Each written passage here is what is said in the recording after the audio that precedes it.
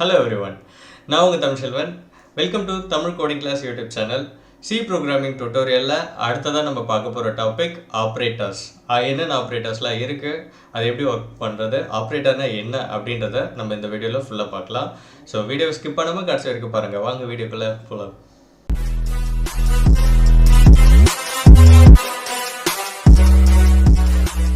முதல்ல ஆப்ரேட்டர்னா என்ன அப்படின்றத பற்றி பார்க்கலாம். ஆப்ரேட்டர்னா இப்போ நம்ம ப்ரோக்ராமில் தரக்கூடிய ஒரு கால்குலேஷன் இருக்குது அப்படின்னா அந்த கால்குலேஷனை பண்ணுறதுக்கு எக்ஸிக்யூட் பண்ணுறதுக்கு நமக்கு ஆப்ரேட்டர் தான் மெயினாக வேணும். இப்போ ஃபார் எக்ஸாம்பிள் நம்ம ஒரு அரித்மெட்டிக் கால்குலேஷன் பண்ணுறோம், அடிஷன், சப்ட்ராக்ஷன், மல்டிப்ளிகேஷன், ஏதோ ஒரு கால்குலேஷன் நம்ம கொடுக்குறோம் ப்ரோக்ராமில் அப்படின்னா அந்த கொடுக்குற கால்குலேஷனை கரெக்டாக எக்ஸிக்யூட் பண்ணுறதுக்கு நமக்கு ஆப்ரேட்டர்ஸ் தேவைப்படுது. ஆப்ரேட்டர்ஸ்னால் நம்ம சொல்லக்கூடிய சிம்பிள்ஸ் தான் ஆப்ரேட்டர்ஸ் அப்படின்னு சொல்கிறோம்.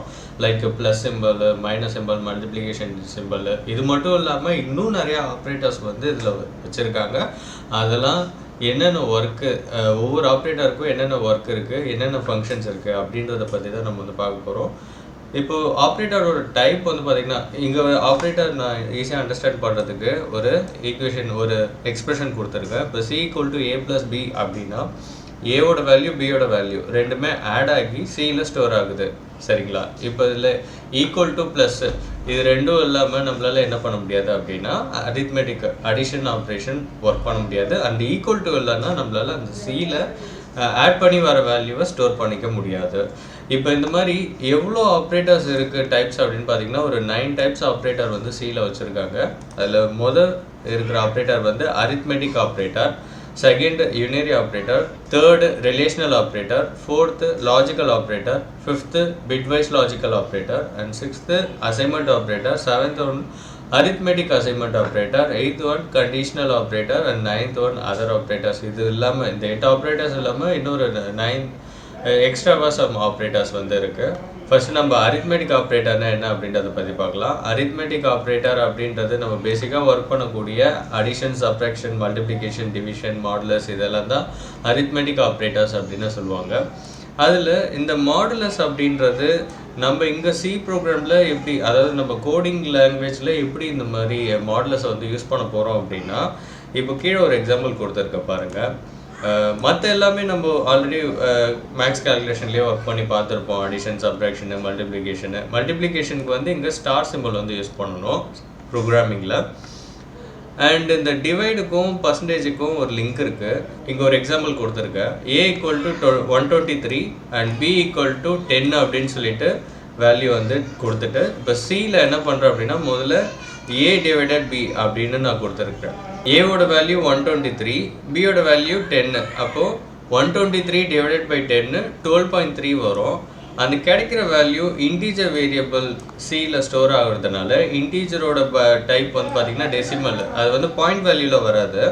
அதனால் என்ன ஆகுது அப்படின்னா 12.3ன்றது இந்த 0.3 இருக்குது இல்லைங்களா, அது ரிமூவ் ஆகிட்டு வெறும் 12 அப்படின்ற வேல்யூ மட்டும் தான் நமக்கு கிடைக்கும். அண்ட் அடுத்தது பார்த்திங்கன்னா இது டிவைட் பண்ணும்போது நமக்கு 12 அப்படின்னு வருது. 123 / 10 போடும்போது இதே நம்ம பர்சன்டேஜ் போட்டோம் அப்படின்னா 123% B அப்படின்னு போட்டோம்னா அந்த பாயிண்ட்டுக்கு அப்புறம் போகிற வேல்யூ இருக்குது இல்லைங்களா, அந்த வேல்யூ நமக்கு கிடைக்கும். அதாவது ஒரு வேல்யூவை நம்ம இப்போ மாடுலஸ் எடுக்கிறோம் அப்படின்னா அதே டிவிஷன் தான், ஆனால் ரிமைண்டர் வேல்யூ நமக்கு கிடைக்கும். அதுதான் இந்த பர்சன்டேஜோட யூசேஜ். அடுத்ததான் இந்த யுனரி ஆப்ரேட்டர். யூனரி ஆப்ரேட்டர்ன்றதை பார்க்கறதுக்கு முன்னாடி நம்ம பைனரி ஆப்ரேட்டர் அப்படின்னா என்னதுன்றதை பற்றி பார்க்கலாம். பைனா 2, ஒரே நேரத்தில் நம்ம 2 வேரியபிளையும் கால்குலேட் பண்ணும்போது அது பைனரி ஆப்ரேட்டர் அப்படின்னு சொல்கிறாங்க. அடிஷன், சப்ட்ராக்ஷன்லாம் நம்ம பார்த்தோம்னா அரித்மெட்டிக் ஆப்ரேட்டர்லாம் பார்த்தோம்னா நமக்கு 2 வேரியபிள் இல்லை 2 வேரியபிளுக்கு மேலே ஒரு 3-4 வேரியபிள்ஸ் நமக்கு தேவைப்படும். அதனால் அதெல்லாம் பைனரி ஆப்ரேட்டர். ஆனால் இந்த யுனரி ஆப்ரேட்டர் மட்டும் என்னது அப்படின்னா ஒரு சிங்கிள் வேரியபிளுக்கு ஒர்க் பண்ணுற ஃபங்க்ஷன் எல்லாத்தையும் யுனரி அப்படின்னு சொல்லுவாங்க. அப்போ நம்ம ஒரே வேரியபிள்கே என்ன பண்ணிக்கலாம் அப்படின்னா இந்த எல்லா ஆப்ரேட்டரும் யூஸ் பண்ணிக்கலாம். ஃபர்ஸ்ட் ஒன் இன்க்ரிமெண்ட் ஆப்ரேட்டர், அடுத்தது டிக்ரிமெண்ட்டு, அதுக்கப்புறம் சைஸ் ஆஃப் ஆப்ரேட்டர். இப்போ ஒன்று ஒன்றா பார்க்கலாம். இப்போ இன்க்ரிமெண்ட் அண்ட் டிக்ரிமெண்ட் இது ரெண்டுத்தோட வேல்யூ சொல்லிடுறேன். ஒரு வேரியபிளோட வேல்யூவை ஒரு வேல்யூவாக இன்க்ரிமெண்ட் பண்ணணும், ஒவ்வொரு வேல்யூவாக இன்க்ரிமெண்ட் பண்ணணும் அப்படின்னா நம்ம ப்ளஸ் இன்க்ரிமெண்ட் ஆப்ரேட்டர் யூஸ் பண்ணிக்கலாம். இது மைனஸ் பண்ணிட்டு வரணும், டிக்ரிமெண்ட் பண்ணிகிட்டே வரணும்னா மைனஸ் ஆப்ரேட்டர், அதாவது டிக்ரிமெண்ட் ஆப்ரேட்டர் யூஸ் பண்ணலாம். அது எப்படின்றத ஒரு எக்ஸாம்பிளாக சொல்கிறேன். 2 டைப்பில் இந்த இன்க்ரிமெண்ட்டும் சரி டிக்ரிமெண்ட்டும் சரி யூஸ் பண்ணலாம். ஃபர்ஸ்ட் டைப் வந்து ப்ரீ இன்க்ரிமெண்ட், செகண்ட் ஒன் வந்து போஸ்ட் இன்க்ரிமெண்ட். இப்போ இந்த ப்ரீ இன்க்ரிமெண்ட் எப்படி ஒர்க் ஆகும் அப்படின்னா, வேரியபிளுக்கு முன்னாடி நம்ம வந்து இன்க்ரிமெண்ட் ஆப்ரேட்டர் கொடுத்தோம்னா அது ப்ரீ இன்க்ரிமெண்ட் அப்படின்னு சொல்லுவாங்க. வேரியபிளுக்கு அப்புறம் இன்க்ரிமெண்ட் ஆப்ரேட்டர் போட்டோம்னா அது போஸ்ட் இன்க்ரிமெண்ட். இதே மாதிரி தான் வந்து டிக்ரிமெண்ட் ஆப்ரேட்டரும் வரப்போகுது. ஆனால் இங்கே ப்ரீ இன்க்ரிமெண்ட்டும் போஸ்ட் இன்க்ரிமெண்ட்டும் ஒரே வேலையை தான் செய்ய போகுது. இருக்கிற வேல்யூவில் ஒரு வேல்யூ எக்ஸ்ட்ராவாக ஆட் பண்ண போகுது, அதாவது இன்க்ரிமெண்ட் பண்ண போகுது. அதே தான் டிக்ரிமெண்ட்லேயும் இருக்கிற வேல்யூ ஒரு வேல்யூ டிக்ரிமெண்ட் பண்ண போகுது. ரெண்டுத்துக்கும் உள்ள டிஃப்ரெண்ட் என்ன மெயினாக அப்படின்னு கேட்டிங்கன்னா, இப்போ x = 5 அப்படின்னு கொடுக்குறாங்க. இப்போ ஃபர்ஸ்ட் நம்ம பிரிண்ட் லைனில் வந்து அதை பிரிண்ட் பண்ணோம்னா எக்ஸோட வேல்யூ என்ன பிரிண்ட் ஆகும் அப்படின்னு கேட்டிங்கன்னா x = 5 அப்படின்னு அவுட்புட்டில் பிரிண்ட் ஆகும். அடுத்த லைனில் என்ன பண்ணியிருக்கிறாங்க அப்படின்னு கேட்டிங்கன்னா, அதே x = போட்டுட்டு வேல்யூ பிரிண்ட் பண்ணும்போது எக்ஸோட எக்ஸ் வேரியபிளுக்கு முன்னாடி ப்ளஸ் இன்க்ரிமெண்ட் ஆப்ரேட்டர் போட்டுட்டாங்க. அது ப்ரீ இன்க்ரிமெண்ட்னு சொல்லுவாங்க. அந்த மாதிரி போடும்போது எக்ஸில் 5 இருக்குது, அப்போ 5 கூட 1 ஆட் ஆகி அவுட்புட்டில் நமக்கு அதே இடத்துல 6 அப்படின்ட்டு வேல்யூ பிரிண்ட் ஆகும். இப்போது அந்த வேல்யூ கான்ஸ்டண்ட்டாக வந்து எக்ஸோட வேரியபிளில் அப்டேட் ஆகிடுச்சு. அப்போ எவ்வளோ தடவை நம்ம வேரியபிள் எக்ஸ் எடுத்தோம்னாலும் அந்த இன்க்ரிமெண்ட் ஆன வேல்யூ தான் நமக்கு வந்து கிடைக்கும். அப்போ இந்த இன்க்ரிமெண்ட் பண்ண இந்த லைனுக்கு அப்புறமும் நம்ம வந்து எக்ஸோட வேல்யூ பிரிண்ட் பண்ணோம்னா நமக்கு கிடைக்கிற வேல்யூ இன்க்ரிமெண்ட் அப்டேட் ஆன வேல்யூ தான் வந்து கிடைக்கும். அப்போது இன்க்ரிமெண்ட் அண்ட் டிக்ரிமெண்ட் இது ரெண்டு பண்ணும்போது அந்த வேரியபிளோட வேல்யூ ஒன்று ஆட் ஆகி அதிலே ஸ்டோர் ஆகுது. அப்படி இல்லைனா டிக்ரிமெண்ட் பண்ணோம்னா செப்பரேட் ஆகி அதிலே திரும்ப ஸ்டோர் ஆகிடுது. இதே போஸ்ட் இன்க்ரிமெண்ட் அப்படின்றது வந்து பார்த்தீங்கன்னா x = 5ன்னு கொடுத்துருக்காங்க. அதே சேம் எக்ஸாம்பிள் தான். எக்ஸோட வேல்யூ பிரிண்ட் பண்ணும்போது x = 5 அப்படின்னு அவுட்புட்டில் பிரிண்ட் ஆகும். x++ அப்படின்னு தரும்போது நமக்கு என்ன ஆகுது அப்படின்னு கேட்டிங்கன்னா, முதல்ல இந்த ப்ரிஃபரன்ஸ் நம்ம வந்து பார்க்கணும். ஃபஸ்ட்டு ப்ரிஃபரன்ஸ் இந்த இடத்துல இன்க்ரிமெண்ட் ஆப்ரேட்டர் இருக்குது, பட் இந்த இடத்துல ஃபஸ்ட்டு ப்ரிஃபரன்ஸ் வேரியபிள் இருக்குது. அதெல்லாம் நமக்கு அவுட்புட் வந்து எப்படி கிடைக்கும் அப்படின்னு கேட்டிங்கன்னா, ஃபஸ்ட்டு எக்ஸோட வேல்யூ தான் கிடைக்கும். போஸ்ட் இன்க்ரிமெண்ட்டில் எக்ஸோட வேல்யூ இன்க்ரிமெண்ட் ஆகாது. அந்த ஸ்டெப்பில் x++ன்னு கொடுக்கும்போது அந்த ஸ்டெப்பில் இன்க்ரிமெண்ட் ஆகாது. அதுக்கு அடுத்த ஸ்டெப்பில் தான் எக்ஸோட வேல்யூ 6 அப்படின்னு சொல்லிட்டு இன்க்ரிமெண்ட் ஆகும். ஸோ இப்போ x++ போடும்போது இந்த இடத்துல 5 தான் பிரிண்ட் ஆகுது. ஆக்சுவல் வேல்யூ எக்ஸோட என்ன வேல்யூ இருக்கோ அது பிரிண்ட் ஆகுது. அடுத்த ஸ்டெப் போடுறதுக்கு முன்னாடி எக்ஸோட வேல்யூ 6 அப்படின்னு சொல்லிட்டு அப்டேட் ஆகுது. அடுத்ததான் இந்த சைஸ் ஆஃப் ஆப்ரேட்டர் வந்து எதுக்காக வச்சுருக்காங்க அப்படின்னா, ஒரு வேரியபிளோட பைட் சைஸ் எப்படி தெரிஞ்சுக்கிறது அப்படின்னா, நம்ம இப்போ வேரியபிள் டிக்ளேர் பண்ணுறோம், அதோட டேட்டா டைப் வச்சு நம்ம வந்து பைட் சைஸ் தெரிஞ்சுக்கலாம். இப்போ ஒரு வேரியபிளோட பைட் சைஸ் நம்ம வந்து தெரிஞ்சுக்கணும் அப்படின்னா சைஸ் ஆஃப் ஆப்ரேட்டர் போட்டு அதுக்குள்ளே அந்த வேரியபிளை கொடுத்தோம் அப்படின்னா அந்த வேரியபிளோட பைட் சைஸ் என்ன டேட்டா டைப்னு பார்த்து அந்த டேட்டா டைப்புக்கான பைட் சைஸ் வந்து நமக்கு அவுட்புட்டில் பிரிண்ட் ஆகும். இப்போ ஏ வேரியபிள் வந்து இன்டீஜர் டேட்டா டைப்பில் டிக்ளேர் பண்ணதுனால இங்கே சைஸ் ஆஃப் ஏன்னு கொடுக்கும்போது நமக்கு அவுட்புட்டில் 2 அப்படின்னு பிரிண்ட் ஆகும். அடுத்தது ஃப்ளோட்டில் n டிக்ளேர் பண்ணதுனால நமக்கு வந்து சைஸ் ஆஃப் n அப்படின்னு கொடுக்கும்போது 4 அப்படின்னு பைட் சைஸ் வந்து பிரிண்ட் ஆகுது. இதே நம்ம டேரெக்டாகவும் டேட்டா டைப்பை வந்து கொடுக்கலாம். டேரெக்டாக டேட்டா டைப் டபுள் கொடுத்துருக்காங்க, சைஸ் ஆஃப் டபுள் அப்படின்னு சொல்லிட்டு. அப்படி கொடுக்கும்போது நமக்கு டபுளோட data type size 8 bytes. So 8 bytes நமக்கு வந்திருக்கு. அடுத்தது இந்த ரிலேஷனல் ஆர் கம்பேரிசன் ஆப்ரேட்டர். இது வந்து எதுக்காக யூஸ் பண்ணுவாங்க அப்படின்னாக்கா, மேக்ஸிமம் இது கண்டிஷன் செக் பண்ணுறதுக்காக இதை யூஸ் பண்ணுவாங்க. ஃபார் எக்ஸாம்பிள் நம்ம கிடைக்க போகிற அவுட்புட் ரெண்டு தான். ஒன்று வந்து 0 அப்படி இல்லைனா 1. நம்ம ஒரு கண்டிஷன் கொடுத்து அது செக் பண்ணுறோம். அது ட்ரூவாக இருந்துச்சுன்னா 1ன்னு பிரிண்ட் ஆகும், ஃபால்ஸாக இருந்துச்சுன்னா 0ன்னு பிரிண்ட் ஆகும். கிரேட்டர் தென் இது வந்து லெஸ் தென் சிம்பிள்னு சொல்லுவாங்க. Less than or equal to, greater than or equal to, equal not equal சொல்லிட்டு ஒரு 6 ஆப்ரேட்டர்ஸ் வந்து வச்சுருக்காங்க. இது எப்படி ஒர்க் ஆகும்னு நான் கீழே எக்ஸாம்பிளில் சொல்கிறேன். 4 வேரியபிள் வந்து முதல்ல டிக்ளேர் பண்ணியிருக்கோம், xy n m அப்படின்னு சொல்லிட்டு. 4த்துக்கும் வேல்யூ வந்து கொடுத்துருக்குறோம். எக்ஸில் வந்து பார்த்திங்கன்னா 12, ஒயில் வந்து 16, n = 45, m = 12 அப்படின்னு கொடுத்துருக்கோம். இது எப்படி ஒர்க் ஆகுன்னு சொல்கிறேன். இப்போ இந்த இடத்துல x greater than y அப்படின்னு நம்ம வந்து பிரிண்ட் பண்ணியிருக்கோம். வரப்போகிற வேல்யூ நமக்கு ஒன்று 0 வரும், அப்படி இல்லைனா 1 வரும். அதனால 0 and 1 ரெண்டுமே வந்து இன்டீஜர் வேல்யூ அப்படின்றதுனால நம்ம %d அப்படின்னு போட்டிருக்கோம். ஸோ இப்போ x greater than y அப்படின்னு நான் கொடுத்தேன்னா எக்ஸோட வேல்யூ 12, ஒயோட வேல்யூ 60. x greater than yனா 12 greater than 60. ஆக்சுவலாக 12ஓட வேல்யூ லெஸ் தென் 60 தான் கரெக்டு, பட் கிரேட்டர் தென் 60 அது வந்து அப்போ ஃபால்ஸ் ஆகிடும். ஃபால்ஸ்னால் நமக்கு அவுட்புட்டில் 0 அப்படின்னு பிரிண்ட் ஆகும். அண்ட் இதே வந்து greater than or equal to அப்படின்னு கொடுக்கும்போது என்ன ஆகும்னா, 2 கண்டிஷன் ஒரே நேரத்தில் எக்ஸிக்யூட் ஆகும்.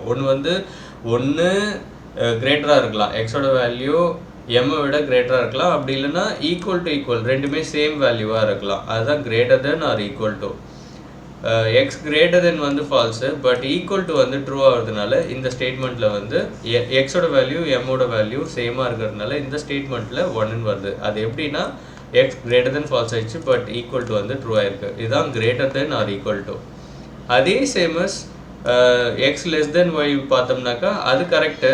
12 லெஸ் தென் 60 அது அந்த வேல்யூ கரெக்டு, அதனால இங்கே வந்து ஒன்னு பிரிண்ட் ஆகிருக்கு. அதே same as x less than or equal to y less than true ஆகிடுச்சு பட் ஈக்குவல் டு ரெண்டுமே வேறு வேறையாக தான் இருக்குது. ஏதாச்சும் ஒன்று இந்த less than or equal to greater than or equal to இது ரெண்டு மட்டும் எப்படி ஒர்க் ஆகும் அப்படின்னா ஏதாச்சும் ஒன்று ட்ரூவாக இருக்கணும், ஒன்று லெஸராக இருக்கணும், அப்படின்னா ஈக்குவல் டுவாக இருக்கணும் அந்த மாதிரி. இதே நாட் ஈக்குவல் டு அப்படின்றது வந்து பார்த்திங்கன்னா x not equal to y ரெண்டுமே வேறு வேறு வேல்யூ, 12 வேறு 60 வேறு. ஸோ அதனால இங்கே 1 அப்படின்னு பிரிண்ட் ஆகிருக்கு. இதே ஈக்குவல் டு ஈக்குவல் அப்படின்னா ரெண்டு வேல்யூமே ஈக்குவலாக இருக்கணும். எம்மோட வேல்யூ 12, என்னோட வேல்யூ 45, ரெண்டுமே அன்ஈக்குவல். ஆக்சுவலாக இந்த இடத்துல நாட் ஈக்குவல்னு போட்டிருக்கணும். ஸோ ஈக்குவல் டு ஈக்குவல் கொடுத்ததுனால இங்கேயும் நமக்கு அவுட்புட்டு 0 அப்படின்னு வந்திருக்கு.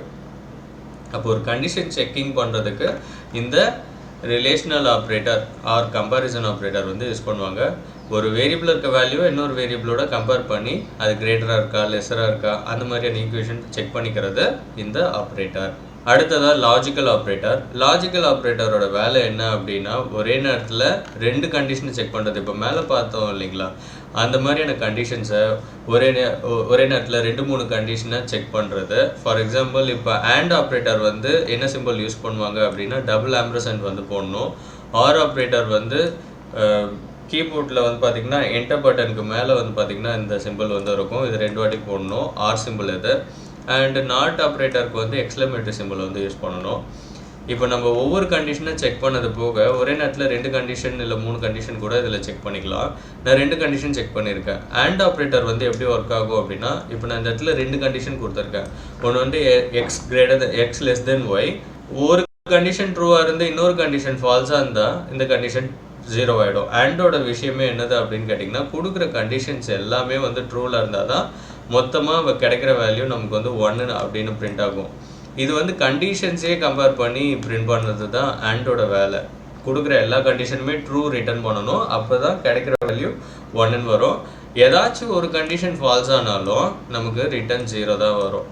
ஸோ இப்போ எக்ஸ் லெஸ் தென் எம் வந்து ஃபால்ஸு, ஏன்னா எக்ஸோட வேல்யூ 12, எம்மோட வேல்யூவும் 12, ரெண்டுமே ஈக்குவலாக இருக்குது, லெஸ் தராக கிடையாது. அதனால் ஒரு கண்டிஷன் ஃபால்ஸ் ஆயிடுச்சு பட் ஒரு கண்டிஷன் ட்ரூவாக இருந்தாலுமே இந்த AND சிம்பிள் என்ன பண்ணிடுச்சுன்னா 0 அப்படின்னு ரிட்டர்ன் பண்ணிடுச்சு.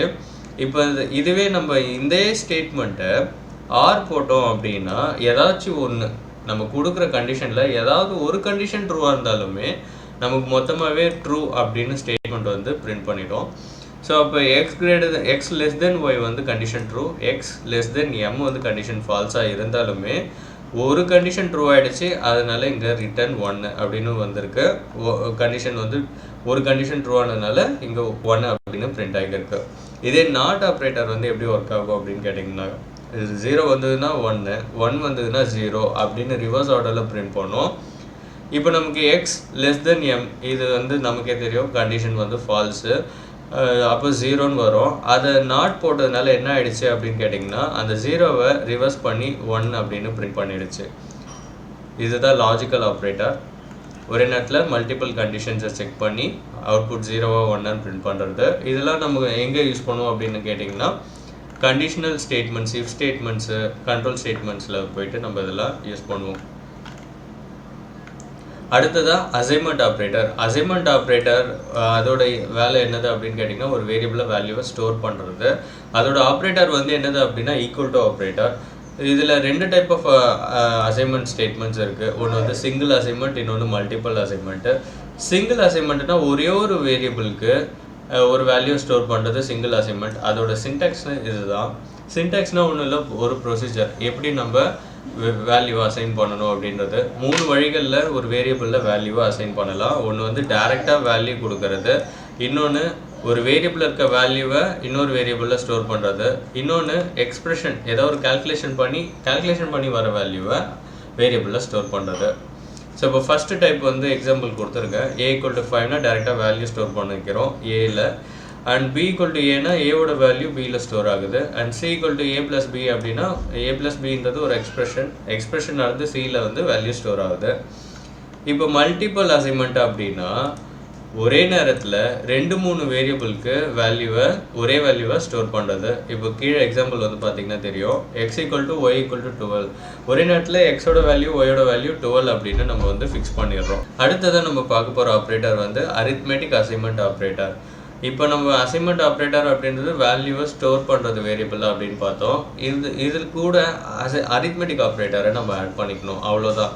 வேல்யூ ஸ்டோர் பண்ணுறோம், அப்படி ஸ்டோர் பண்ணும்போது ஏதோ ஒரு அரித்மெட்டிக் கால்குலேஷன் பண்ணி அந்த வேல்யூவை நம்ம வந்து ஸ்டோர் பண்ணிக்கிறோம்.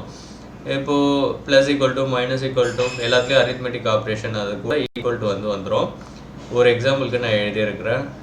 கே ஈக்குவல் டு 11 கொடுத்துட்டு கே ப்ளஸ் ஈக்குவல் டு 4 அப்படின்னு கொடுத்தேன்னா கேல கடைசியாக என்ன வேல்யூ இருக்குன்னா 15 அப்படின்னு போய் ஸ்டோர் ஆகும். இது எப்படின்னா கே ப்ளஸ் ஈக்குவல் டு 4 அப்படின்றது ஆக்சுவலாக இந்த statement k equal to K plus 4 அப்படின்றத தான் கம்ப்ரெஸ் பண்ணி இந்த மாதிரி கொடுக்குறாங்க, ப்ளஸ் ஈக்குவல் டு அப்படின்னு கொடுக்குறாங்க.